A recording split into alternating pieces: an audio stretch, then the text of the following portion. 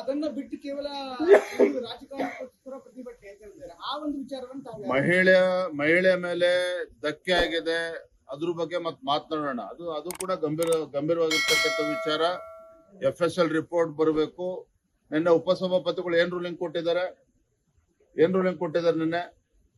ಹೊರಟ್ಟಿಯವರು ಯಾವುದೇ ದಾಖಲೆಗಳಿಲ್ಲ ಅಂತೇಳಿ ಅವರೇ ರೂಲಿಂಗ್ ಕೊಟ್ಟಿದ್ದಾರೆ. ತದನಂತರ ಕೆಲವು ವಿಡಿಯೋ ಎಮರ್ಜ್ ಆಗಿದೆ. ಅದು ಯಾವ ಸತ್ಯಾಸತ್ಯತೆ ಏನು ಅಂತೇಳಿ ಗೊತ್ತಾಗ್ಬೇಕಲ್ಲ. ಹಾಗಾದ್ರೆ ಸರ್ಕಾರದ ವರ್ತನೆ, ಪೊಲೀಸರ ವರ್ತನೆ ಹಾಗಾದ್ರೆ ನಾವು ಒಪ್ಕೊಳ್ಳಕ್ ಸಾಧ್ಯನಾ? ಹಾಗಾದ್ರೆ ಒಂದು ಪ್ರಜಾಪ್ರಭುತ್ವದ ವ್ಯವಸ್ಥೆನಲ್ಲಿ ಒಪ್ಕೊಳ್ಳಕ್ ಸಾಧ್ಯನಾ? ಹಿಂದೆ ಬೆಳಗಾವಿನಲ್ಲಿ ಕಳೆದ ತಿಂಗಳು ಏನೊಬ್ಬ ಅಧಿಕಾರಿ ರುದ್ರೇಶ್ ಆತ್ಮಹತ್ಯೆ ಮಾಡ್ಕೊಂಡ್ರು. ಆತ್ಮಹತ್ಯೆ ಮಾಡ್ಕೊಳ್ತಕ್ಕಂತ ಮುಂಚಿತವಾಗಿ ವಿಡಿಯೋಗಳು ಅವ್ರ ಮೆಸೇಜ್ಗಳು ಎಲ್ಲವೂ ಕೂಡ ಹರಿದಾಡ್ತು. ಯಾವ ರೀತಿ ಸಚಿವರ PA ದಬ್ಬಾಳಿಕೆ ನಡೀತಾ ಇದೆ, ತಹಶೀಲ್ದಾರ್ ಕಚೇರಿನಲ್ಲಿ ಯಾವ ರೀತಿ ಅವ್ಯವಹಾರ ನಡೀತಾ ಇದೆ ಅಂತೇಳಿ. ಅವನ ವಿರುದ್ಧ ಯಾರು ಅರೆಸ್ಟು ಕೂಡ ಆಗ್ಲಿಲ್ಲ.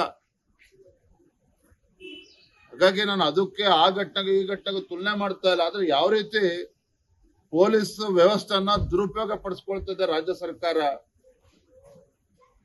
ಮತ್ತೆ CT ಅವ್ರನ್ನ ರಾತ್ರಿಡೇ ಅವ್ರನ್ನ ಕುಡಿಯೋದಕ್ ನೀರು ಕೊಡ್ದೇನೆ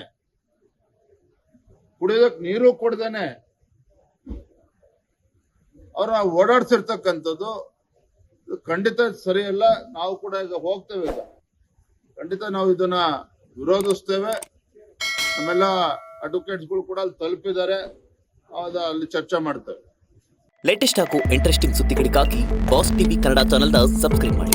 ಹಾಗೆಯೇ ಬೆಲ್ ಐಕಾನ್ ಪ್ರೆಸ್ ಮಾಡಿ. ಇದರ ಜೊತೆಗೆ ಫೇಸ್ಬುಕ್, ಇನ್ಸ್ಟಾಗ್ರಾಮ್, ಎಕ್ಸ್ ನಲ್ಲೂ ಮಿಸ್ ಮಾಡದೆ ಫಾಲೋ ಮಾಡಿ.